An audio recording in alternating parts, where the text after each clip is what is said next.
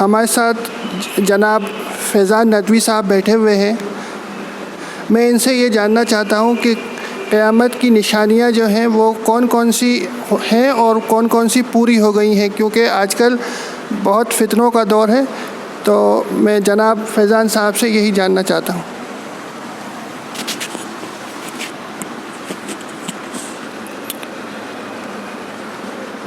السلام علیکم ورحمۃ اللہ وبرکاتہ.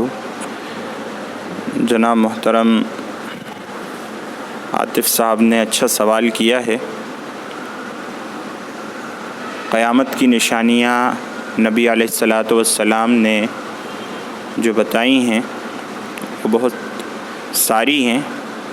سب کو شمار کرانا تو لمبا ہو جائے گا،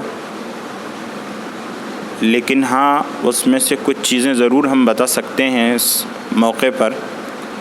سب سے پہلی چیز تو یہ ہے کہ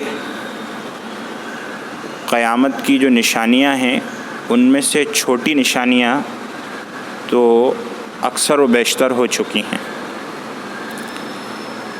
کچھ نشانیاں وہ ہیں جو کہ بڑی ہیں، جس کو عوام الناس میں سے اکثر طبقہ جانتا ہے، لیکن ہم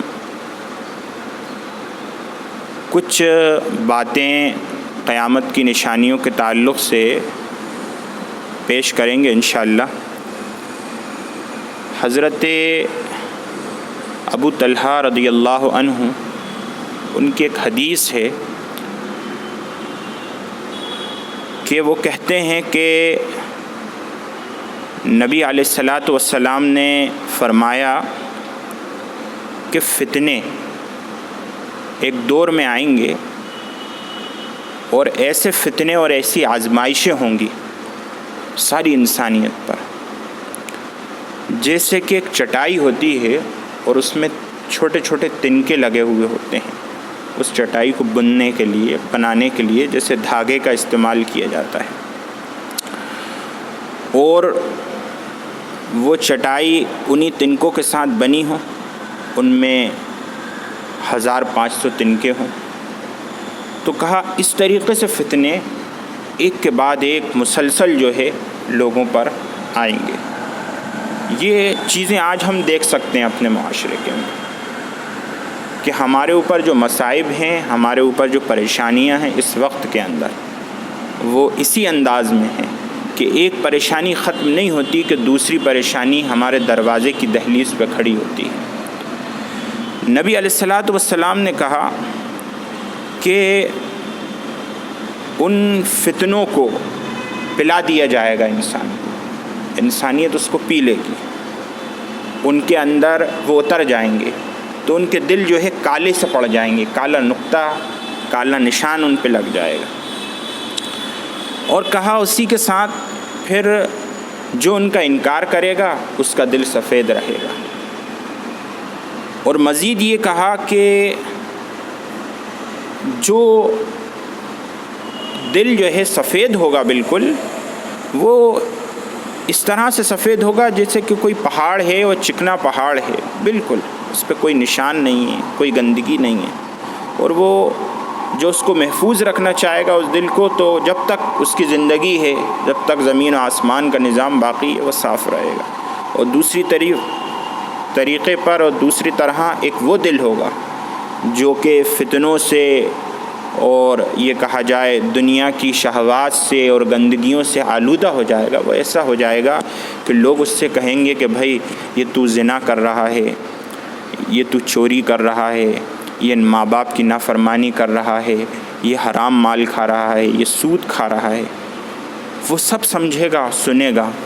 لیکن نبی علیہ الصلاۃ والسلام نے کہا وہ ایک ایسا برتن ہوگا، ہمارے پاس ایک باؤل ہو، ہم اس کو جانتے ہیں کہ اس میں اگر ہم پانی رکھیں گے تو سیدھا رکھیں گے تو پانی رکھا جائے گا، شربت رکھا جائے گا، جو بھی چیز.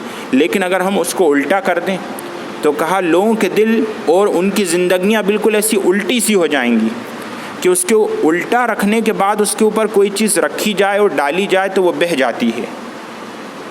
تو ساری دنیا کے اندر پریشانیاں ہوں گی، ساری دنیا کے اندر مصیبتیں ہوں گی، لیکن آدمی اپنے مسئلے کا حل جو ہے کہیں اور سے تلاش کر رہا ہوگا، کہیں اور جا رہا ہوگا۔ اور کہا کہ جو انکار کر دے گا ان تمام چیزوں کا، جو مصائب اور پریشانیاں، اور اللہ پر بھروسہ رکھے گا، تو یہ کہا جائے کہ وہ پکا اور سچا مومن ہوگا۔